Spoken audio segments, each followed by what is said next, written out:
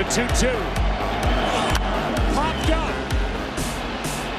Sandoval in foul territory. Giants win. 0-2. He's done it.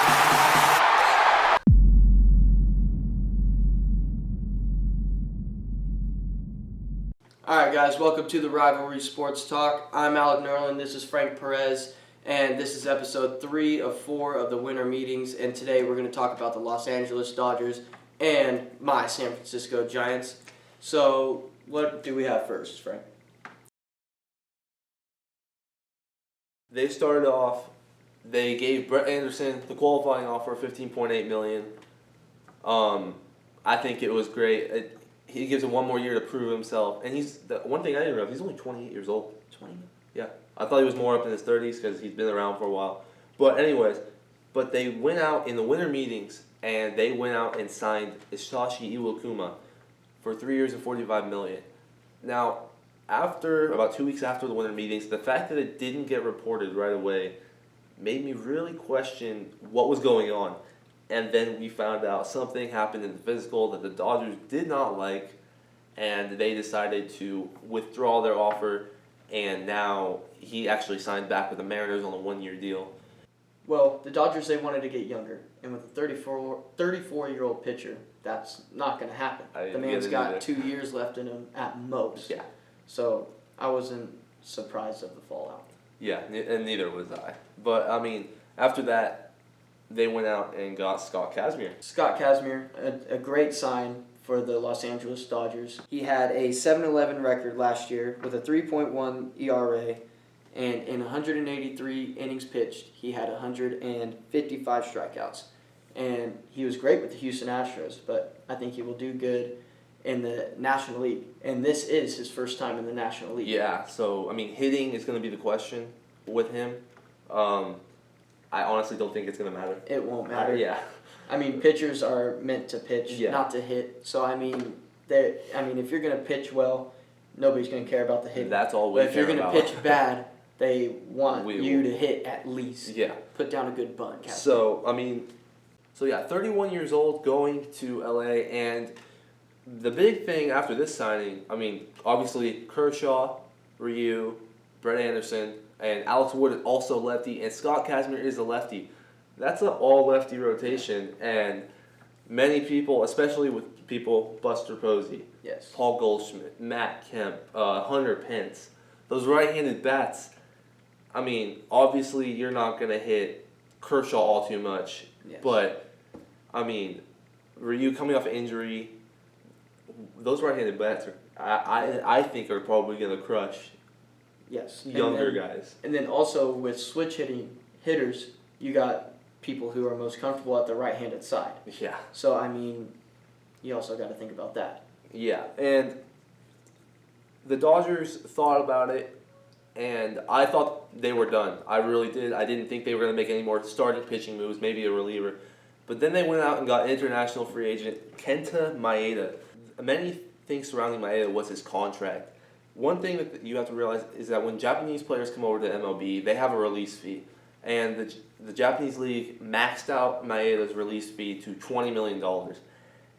And so his annual contract is actually only $3 million a year for 8 years. So that's $24 million plus the release fee. The only guaranteed money over 8 years is $44 million.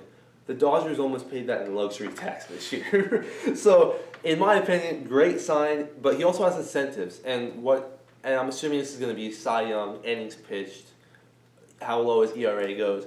And those can average about $10 to $12 million a year, which pushes his contract, roughly to, I want to say, $120-ish million over 8 years, which I believe, in my opinion, is a steal. For a guy, it's a right-handed guy, he's 28 years old, and I think he will be good for the Dodgers overall in the long run.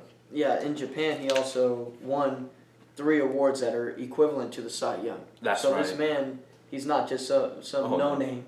He knows how to pitch. Yeah, and I want to say in the Japanese league, he had low to 2.23 ERA in his career in the Japanese league. So that's crazy.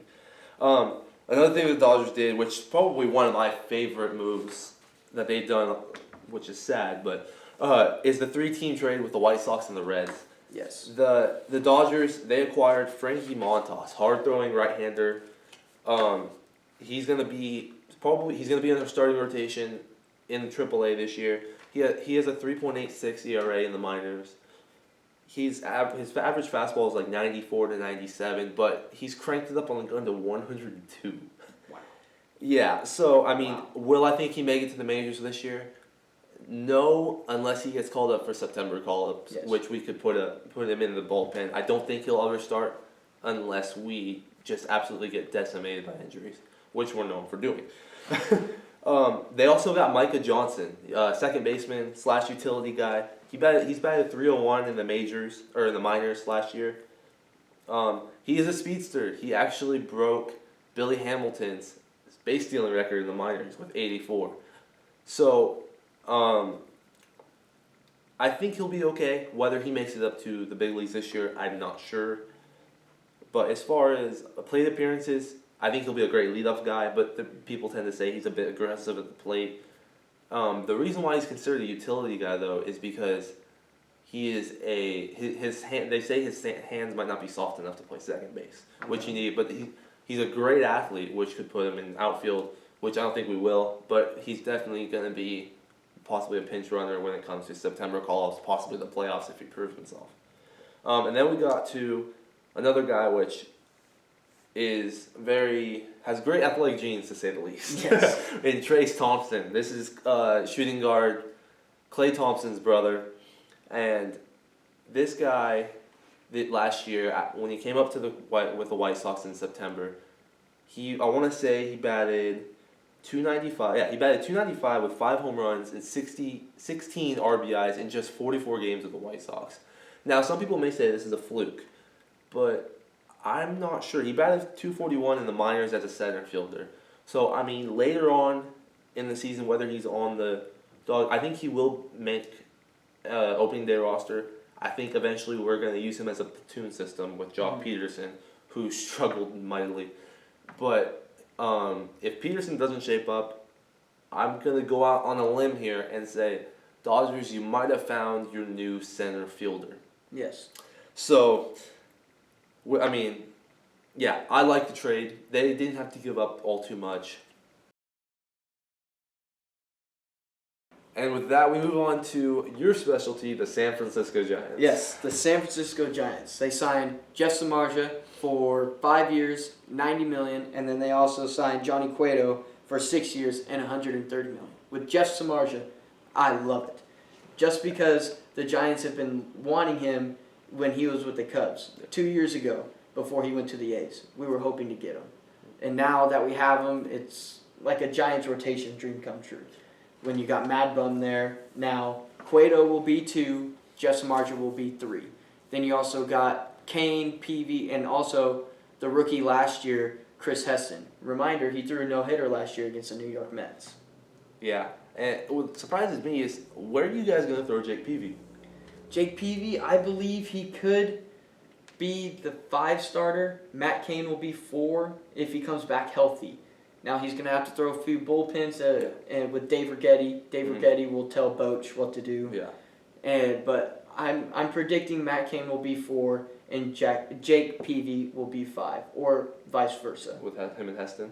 Yeah. So were you going to throw Heston back down? Heston in the bullpen. Bullpen? Okay. That's my guess, or AAA. Interesting. I don't think they're going to throw him back to AAA. But I don't we'll think see. they'll do that either. I think he'll be a good middle reliever. So now you guys are getting Samardzija, but he struggled mightily last year. He had a 4.96 ERA. He did pitch 214 innings and 163 Ks. But from what I've seen from him, he's lost control of that fastball that made him so lethal with the Cubs. Mm-hmm. And the reason for that, I think, is he's trying to throw a slider more. He's trying to get more movement on it, and that's dropped his release point. And without the release point dropping, he's lost control of that fastball.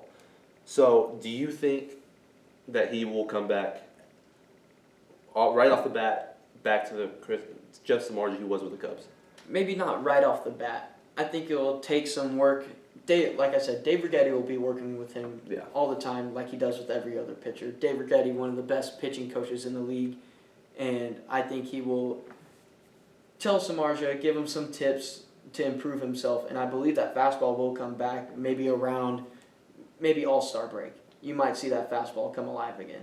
It will take some time. Yeah.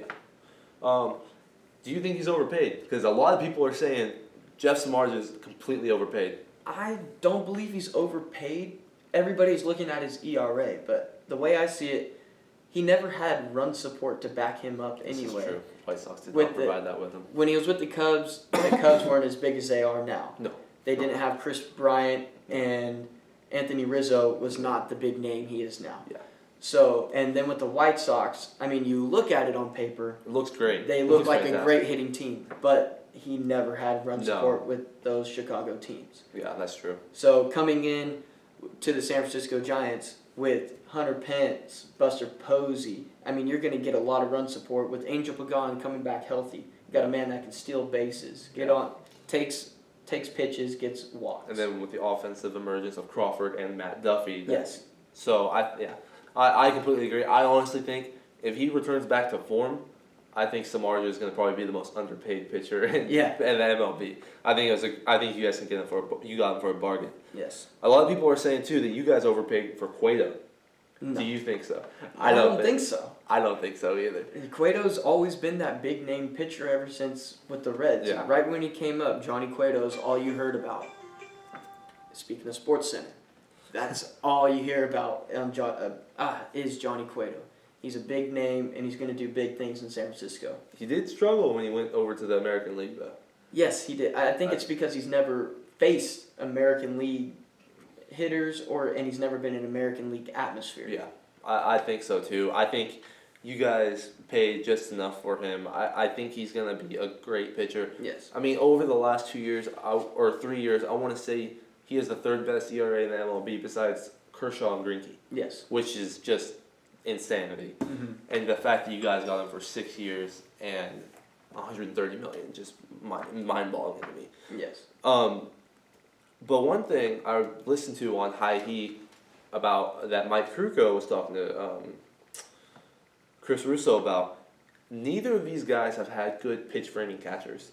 No. And, I mean, Buster Posey is the best in my opinion, the best pitch framing catcher in the Yes. 1LB.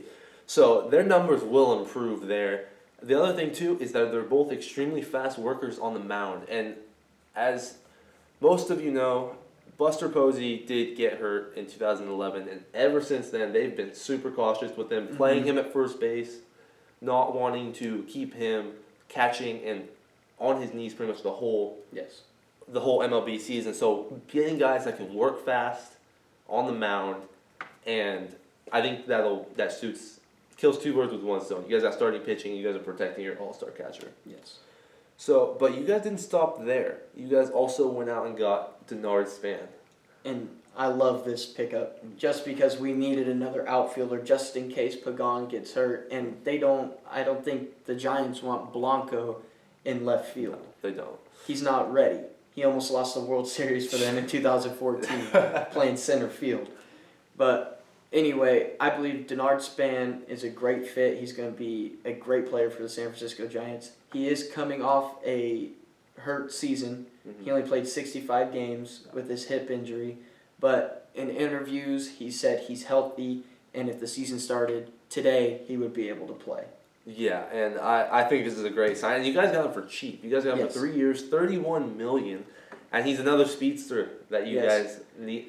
You guys in the outfield this year are gonna have Pence and Wright. You said Span's gonna go to center. Yes, and Span will go to center. Pagan will aging Pagan over to left, and I think that's a great move by the Giants. And what that does with the hitting lineup, Denard Span will be the leadoff for the San Francisco Giants, and then Pagan will be the 8 spot. Yeah, I think so too. I think you guys got him for an absolute bargain. And then with base running also, if Pagan's healthy and Denard, if he's running like he can, and Matt Duffy stealing bases, Hunter Pence stealing bases, I believe the Giants will have a chance at leading the league in stolen bases. I think so too. I mean, you guys just have so much speed in the outfield, and especially with Duffy, and then even Crawford. Yes. He's not the fastest, but I mean, he does steal. He can steal. Yeah. All right, guys, that's going to do it for us today. Today we talked about the Giants and the Dodgers in episode 3 of 4. Hopefully you guys join us for episode 4. Episode 4 will consist of small deals that happened during the winter meetings, and then we'll also be talking about recent news who just re-signed with the team or re-signed with the new team, and then we'll also be talking about free agents who are still on the market. So like and subscribe, and always respect the rivalry.